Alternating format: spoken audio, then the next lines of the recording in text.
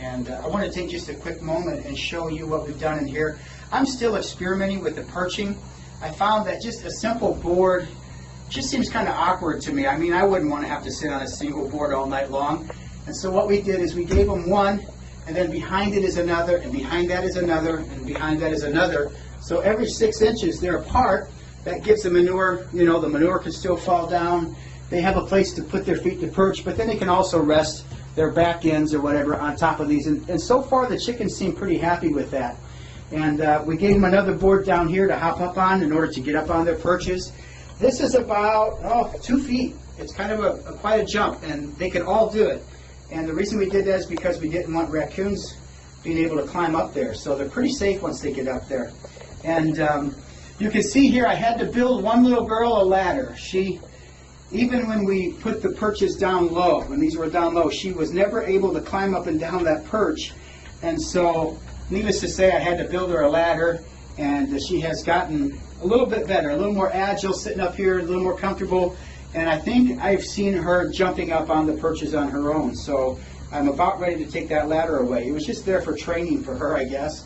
And you can see we've got lighting. You know, you don't need to have all of this stuff, but we put it in. We put lights here so that if we want to heat it in the wintertime when it gets really cold, we can just put some red bulbs in there and heat it up, okay? And what else? Here's their door that they go in and out. And I wanted to show you this.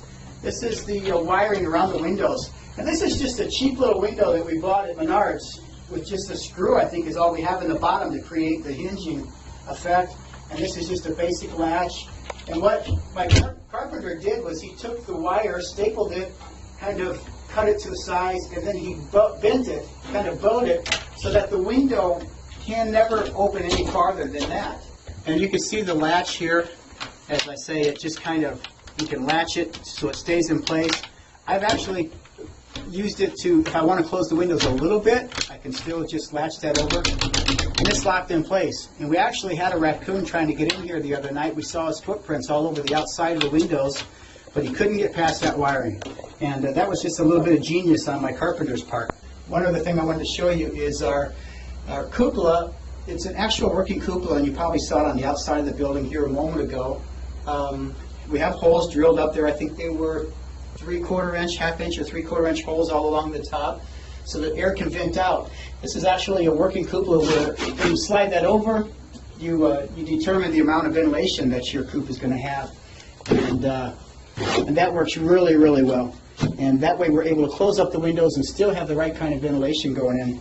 And then lastly, I wanted to show you the nesting boxes. You know, just like anybody's nesting boxes, I suppose, but that's where the girls lay their eggs, and that's where it all starts.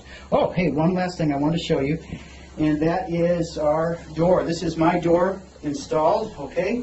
And if you're interested in looking at the automatic chicken coop doors that we offer, this is mine installed, and I have mine on a timer. You can also set it on a photo eye that will close in the evening and open in the morning. I'm a little worried about doing that with mine, in case of a storm, and in case it gets dark too early or something, they'd be locked out. But here's my door, and you can see flawlessly goes up and down. And the girls, when the girls are up on their perches, it closes, and so there's never a problem. And there's never a problem with that door hitting the chicken. You can see the door. That door only weighs, 2 or 3 pounds. It's not going to hurt them. If it did touch him, they'd jump right out of the way. But even if it did come down on him, it wouldn't hurt him. And that's our door.